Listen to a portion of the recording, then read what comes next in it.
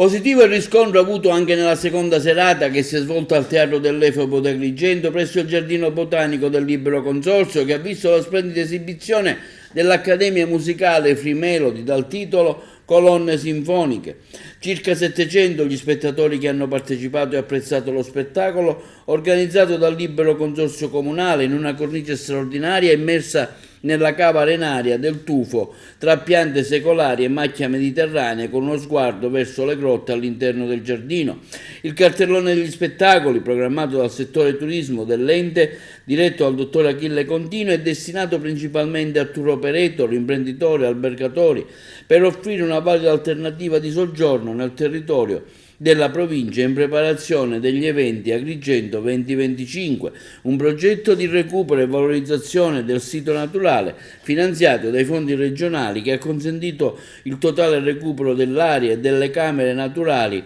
di accesso agli ipogei situati all'interno dell'orto botanico. Sono stati eseguiti, come ci dichiara